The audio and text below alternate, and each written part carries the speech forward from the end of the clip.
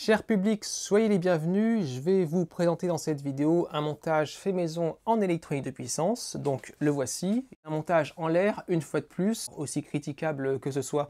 Vous commencez à avoir l'habitude et vous savez que c'est ma manière de prototyper. Il s'agit d'un redresseur à absorption sinusoïdale, c'est une appellation pas très connue, on a plutôt tendance à parler, j'ai l'impression, de PFC actif ou de correcteur actif de facteur de puissance. Donc qu'est-ce que c'est? Eh bien c'est un convertisseur qui est chargé de convertir la tension secteur, donc 230 volts, en une tension de 400 volts continue, régulée, et le but étant d'avoir à l'entrée, donc côté secteur, le meilleur facteur de puissance possible, donc le plus proche de 1 possible, ainsi que le plus faible taux de distorsion harmonique, ça va un petit peu ensemble. Donc le montage que je vais vous présenter ici, c'est juste un morceau de montage, c'est-à-dire que les 400 volts continus que ça produit, à eux seuls, ils ne servent à rien, ce qui veut dire qu'en fait, il va y avoir en aval de ce convertisseur-là, plus tard, un autre convertisseur qui va encore convertir les 400 volts continus en autre chose. Alors pourquoi j'ai construit ce PFC actif? Eh bien parce que j'ai un gros projet de conception, fabrication, d'alimentation et découpage qui va fonctionner sur le secteur. C'est quelque chose qui va pouvoir monter à peu près à 650 watts de puissance appelée sur le réseau électrique. Et vu ce niveau de puissance-là, même si c'est un montage amateur et que je ne suis donc pas obligé de respecter la moindre norme, il vaut quand même mieux avoir à l'entrée un correcteur actif de facteur de puissance. En tout cas, ce serait obligatoire, je pense, pour une fabrication industrielle de cette puissance-là. Qu'est-ce qu'on va faire dans cette vidéo? Eh bien, on va commencer par décrire rapidement quels sont les éléments qui constituent ce montage-là. On va aussi parler de la topologie que j'ai choisie pour faire ce PFC, parce qu'il en existe plusieurs qui sont choisis en fonction de divers critères. On va ensuite beaucoup insister sur la fabrication des bobines de puissance du montage, puisque je les ai dimensionnées, calculées, puis bobinées moi-même à la main. On fera ensuite plusieurs mesures pour montrer un petit peu ce qui se passe dans ce montage-là. Je le rappelle quand même au passage, nous sommes sur un montage d'électronique de puissance relié au secteur, donc c'est très dangereux à manipuler.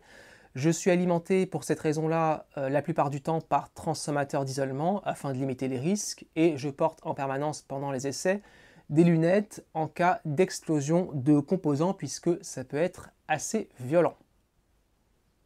Pour être un peu plus précis, on a deux montages là-dessus, le PFC actif qui occupe la plus grosse place, et vous avez en plus là un convertisseur flyback que vous reconnaîtrez peut-être. Il s'agit de la petite alimentation à découpage que je vous avais présentée il y a un moment dans une vidéo à part.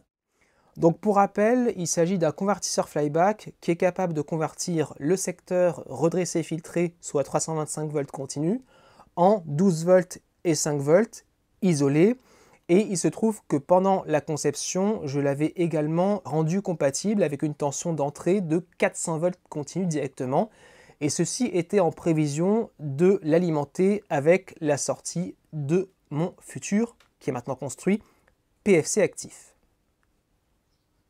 Les convertisseurs sont sous tension, donc rapide mesure de la tension d'entrée secteur. On a bien 230 volts alternatifs. Et ensuite, à la sortie, on se retrouve avec 400 volts continu régulé.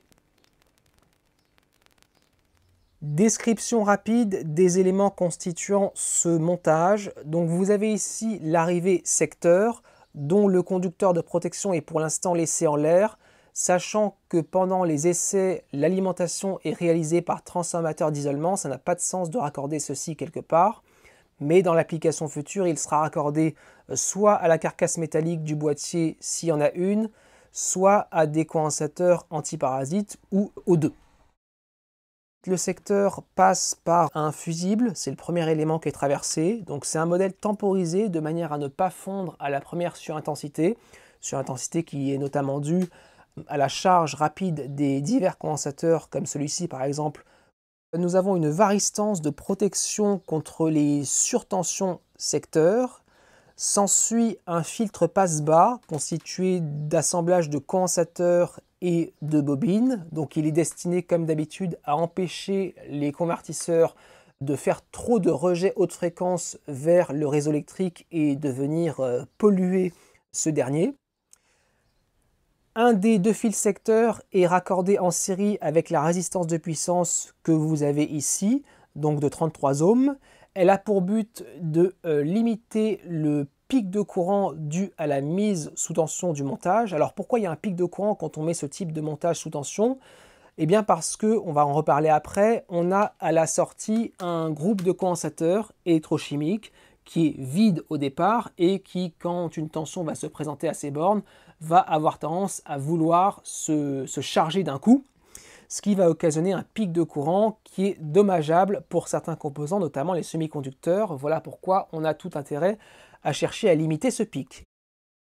Environ 150 millisecondes après la mise sous tension du montage, on va avoir un circuit de commande spécifique qui va commander le relais qui est là, de façon à ce que son contact travail vienne court-circuiter la résistance de puissance, de sorte que en service normal, le courant ne passe plus par la résistance, mais uniquement par le contact du relais, de manière à ce qu'on n'ait pas de chute de tension ou de perte. Méthode un petit peu coûteuse, mais très efficace. Habituellement, dans les alimentations découpage, vous ne voyez pas trop ça. Ce que vous voyez le plus souvent, c'est l'emploi d'une NTC, ou CTN en français, un composant vert, noir ou parfois orange. J'ai préféré ne pas en employer ici parce qu'on est quand même sur un montage où il passe en service normal quelques ampères sur la ligne secteur et une NTC avec quelques ampères. Ça provoque quand même un peu trop de perte joule à mon goût, donc j'ai préféré utiliser cette combinaison relais plus résistance ici. Il faut savoir aussi que ceci est plus fiable que l'emploi d'une NTC pour assurer à coup sûr la limitation de courant, parce que dans le cas d'une NTC, si par exemple vous débranchez la prise secteur et que vous la rebranchez 3 secondes après, pendant ce court laps de temps, la NTC n'a pas le temps de refroidir, ou pas assez, ce qui veut dire que si vous faites un rebranchement pendant que la NTC est encore chaude, eh bien, elle ne limitera pas ou très peu le pic de courant, ce qui fait que l'effet recherché est complètement annulé. Alors que ici, avec cette méthode-là, si on a bien calibré son montage, c'est-à-dire que le relais se décolle dès l'instant où on a débranché la prise secteur, eh bien, au deuxième branchement, on va toujours avoir une nouvelle temporisation avant le collage du relais, ce qui fait qu'on aura bel et bien de nouveau, au rebranchement, une nouvelle limitation sur du courant d'appel. Le secteur passe ensuite par ce pont de diodes de puissance, un modèle tout à fait classique à 4 diodes, et nous avons ensuite effectivement le convertisseur PFC. Donc les PFC sont très souvent construits autour de convertisseurs à topologie de base boost, et c'est aussi le cas ici, même si c'est un cas particulier, puisque vous avez en fait ici deux convertisseurs boost réunis. C'est pour ça que vous pouvez compter deux bobines de puissance, ainsi que deux transistors de découpage et deux diodes de redressement pour les sorties. En revanche, le banc de condensateurs qui stocke la tension continue de sortie, aux bornes desquelles on va trouver 400 volts continu, est commun aux deux convertisseurs boost. Donc ces deux convertisseurs boost vont en fait chacun fonctionner dans le mode qu'on appelle le transition mode, sauf que grâce à un circuit de commande spécial qui est la référence FAN 9612 qui se trouve là-dessous, les deux convertisseurs boost vont, si vous voulez, fonctionner de manière décalée de 180 degrés. Ils vont marcher, si vous voulez, en opposition de phase l'un par rapport à l'autre. Et ce mode de commande-là va permettre d'avoir certains avantages, notamment éviter certaines contraintes électriques.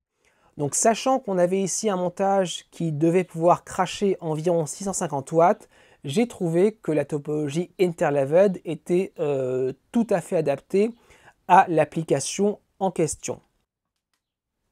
Un rapide mot concernant les transistors de découpage. Je vais peut-être les remplacer par les nouveaux MOSFET qui sont en train de sortir, de type GaN ou SiC.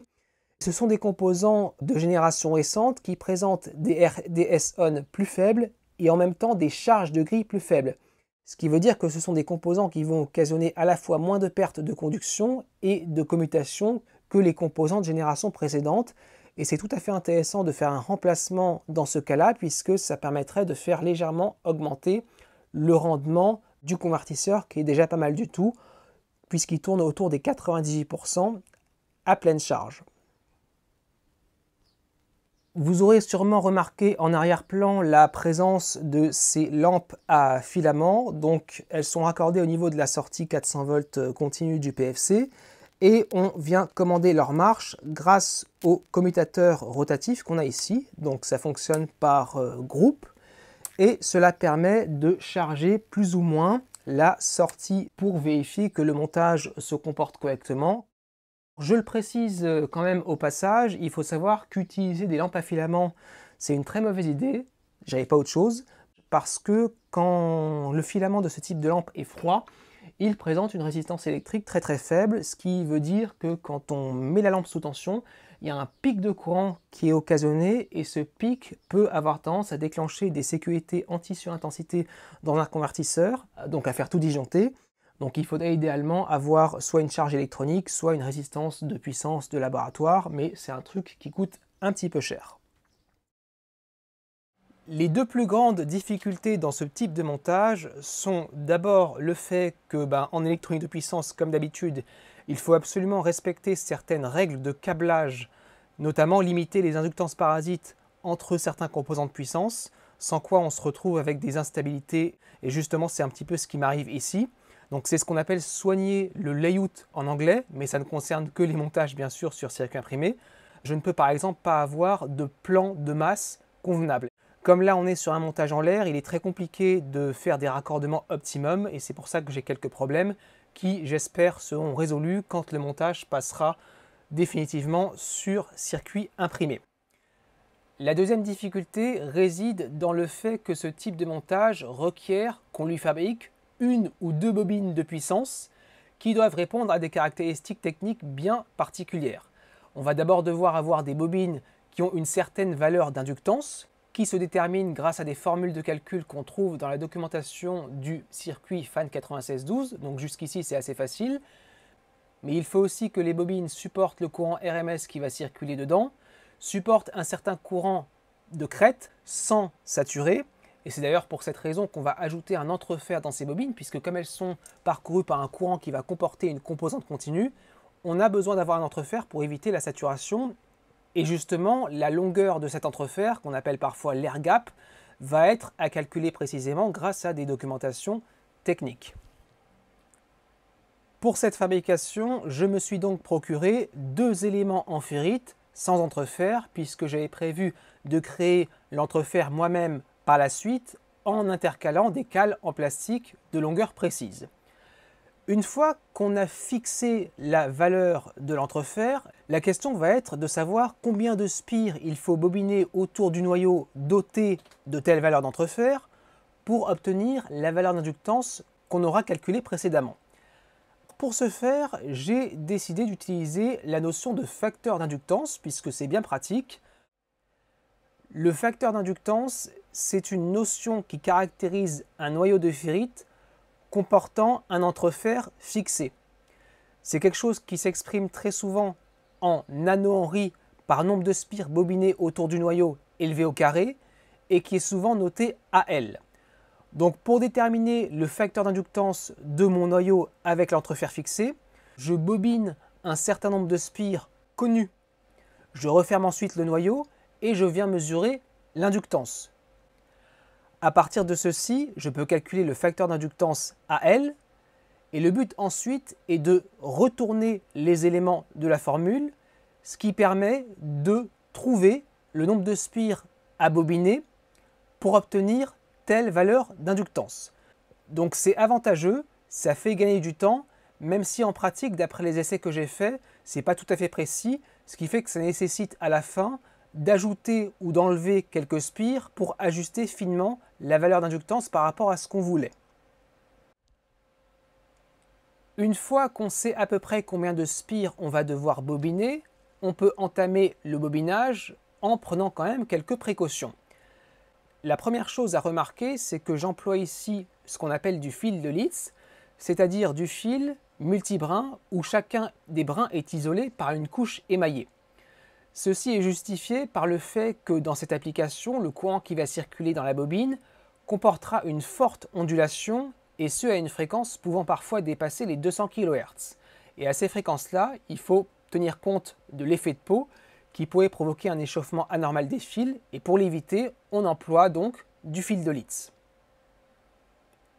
Autre précaution, je sais maintenant, grâce aux expériences du passé, qu'une proximité trop grande entre un entrefer et des spires peut générer des pertes anormales, et pour éviter ça, j'ai décidé de ne pas bobiner de spire au milieu, c'est-à-dire à l'emplacement du futur entrefer, et c'est la raison pour laquelle j'ai bobiné en plein milieu du ruban inerte qui sert simplement de séparateur de façon à ce qu'aucune spire ne se retrouve à proximité de l'entrefer. Alors faire ceci fait bien sûr perdre de la place, mais je l'ai fait en sachant qu'il me resterait malgré ça suffisamment de place dans la fenêtre de bobinage pour bobiner le nombre de spires dont j'avais besoin.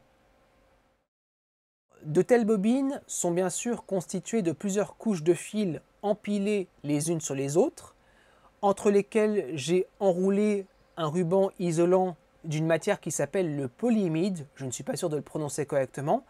Ce choix de matière parmi d'autres me paraissait intéressant puisque d'une part c'est un bon isolant électrique et d'autre part il semble que par rapport à d'autres ça permette de mieux limiter la capacité parasite interbobinage. Et ça c'est avantageux puisque quand on veut une bobine, on veut juste une bobine, on ne veut pas des condensateurs parasites entre les différentes spires. Le deuxième rôle très important de ce polyimide, c'est de faire en sorte que la bobine supporte une certaine contrainte en tension. Les bobines ne sont pas seulement contraintes par l'intensité qui passe dans le fil, elles le sont également par la tension.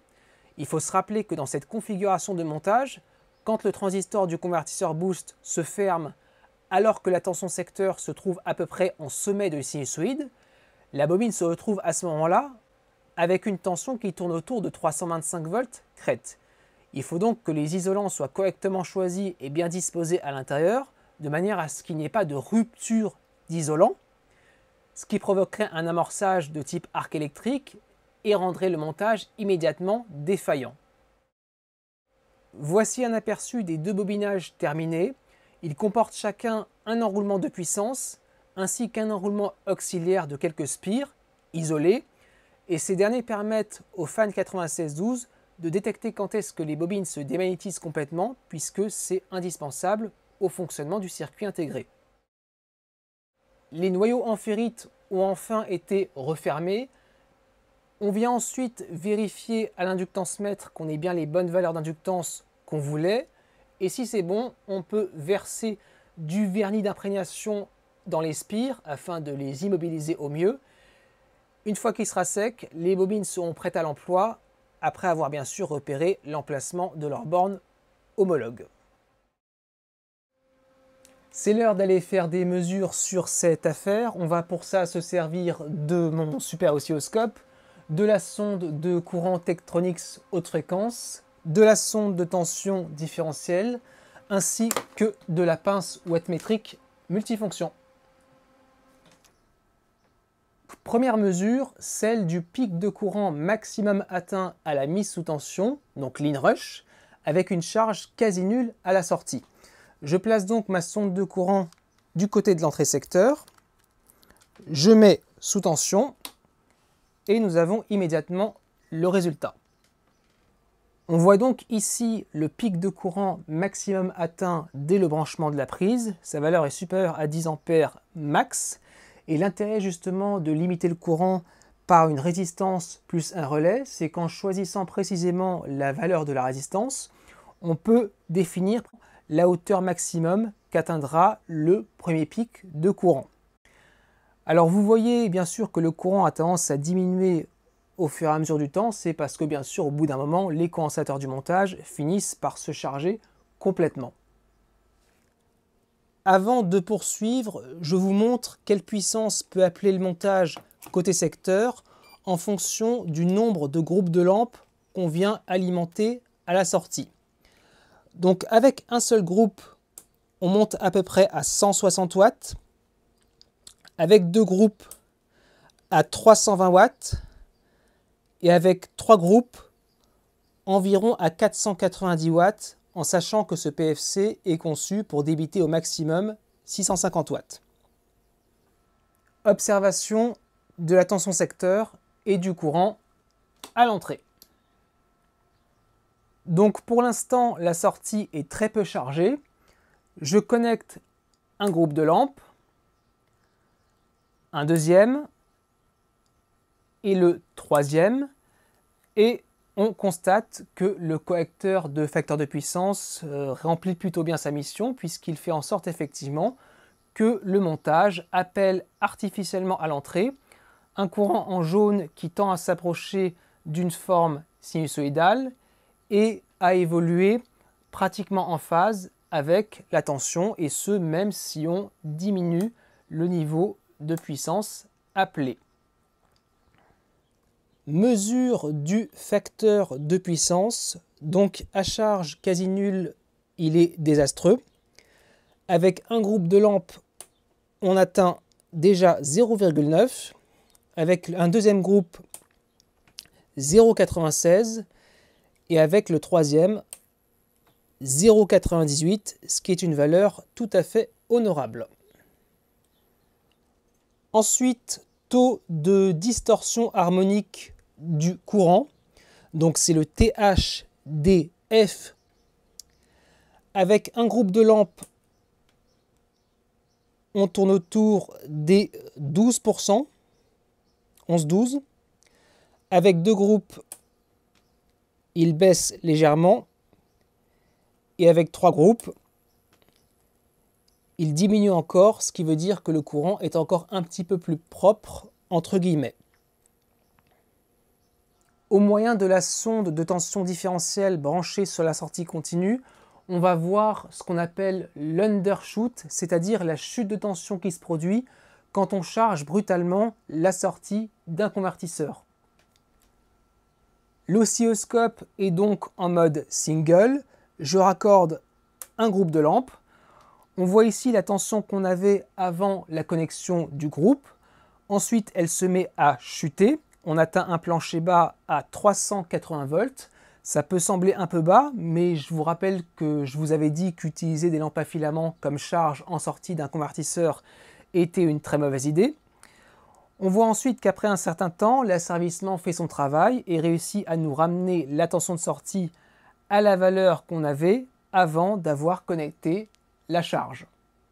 Dans la même lignée, on peut chercher à observer ce qu'on appelle un overshoot, c'est-à-dire que là, le montage est déjà chargé, j'ai un groupe de lampes de raccorder, je vais l'éteindre, ce qui va faire passer la sortie pratiquement à vide, et on voit que ça provoque une élévation de la tension de sortie, un petit saut, avant que ça se restabilise plus tard, et ce saut nous fait monter à un pic de 416 volts au lieu des 400 d'origine, donc c'est vraiment pas une élévation méchante. On peut faire le même type de mesure au démarrage à vide du convertisseur, et voici ce que ça donne. Donc au départ, on a une tension au niveau des condensateurs qui atteint 325 volts seulement, c'est quand le PFC n'a pas encore démarré. Ensuite, il se met effectivement à démarrer. On a l'effet boost qui fait que la tension de sortie grimpe jusqu'à atteindre 400 volts continu. Et on peut voir que pendant la phase de démarrage ici, il y a un overshoot, un petit pic, puisqu'après ça redescend, un pic où on a atteint 420 volts par rapport aux 400 attendus. Observons le courant qui passe dans un des transistors de puissance en même temps que sa tension de commande. Ça permet de se rendre compte que la fréquence de fonctionnement de ce montage est complètement variable. On voit les croissances bien linéaires du courant. Donc si on se met sur stop, on se rend compte que par moment, le montage découpe à des fréquences supérieures à 200 kHz, ce qui vous explique pourquoi ça ne m'a pas intéressé d'employer des transistors de type IGBT. Voici l'ondulation résiduelle au niveau de la sortie 400 volts avec un groupe de lampes, le deuxième, puis le troisième, avec lequel on n'atteint même pas 7 volts crête à crête d'ondulation. Donc c'est dans les clous par rapport à ce que j'avais prévu. Et si on voulait faire diminuer ceci, il faudrait ajouter au moins un condensateur au niveau de la sortie, pourvu qu'il y ait simplement la place de le faire. Au niveau du circuit de contrôle fan 9612, on a la possibilité de régler un seuil de tension de secteur en dessous duquel le PFC doit s'arrêter de fonctionner. Donc c'est ce que j'ai fait ici, ce qui fait que si je simule avec mon transformateur d'isolement une baisse de la tension d'alimentation de secteur, on voit que le PFC s'arrête de fonctionner puisqu'on appelle un courant totalement déformé cette fois-ci, et on voit que si je fais remonter le secteur, le PFC se remet en marche et on appelle un courant qui a de nouveau une jolie forme. Pour le comparatif, ici le collecteur fonctionne et on atteint un PF de 0,97 et si jamais il vient à s'arrêter, il tombe à 0,6 à cause du courant déformé. Voilà donc pour ces mesures. Alors je ne vous fais pas ici de mesures de rendement en live parce que j'ai actuellement quelques problèmes avec mes instruments de mesure, bien que j'ai l'impression qu'ils fonctionnent très bien. Je n'arrive pas à obtenir de résultats de rendement cohérents, mais une fois j'avais réussi, c'est pour ça que je sais que ce convertisseur peut atteindre un rendement de conversion de l'ordre de 98%. Il n'y aura pas de schéma de ceci qui sera publié sur le site, tout simplement parce que, à mon sens, ça n'a pas d'intérêt, puisque pour réaliser ce montage, il suffit en gros de suivre les notes d'application qui vont autour du circuit FAN 9612. La difficulté du montage ne réside pas du tout dans le schéma de raccordement. Comme je vous l'ai dit, les 400 volts continus qui sont produits ici seront convertis plus tard en autre chose. Ce sera donc le sujet de prochaines vidéos et c'est pour cette raison que je vous demande de rester attentif à la suite. En tout cas, merci d'avoir suivi jusqu'ici et je vous dis à la prochaine.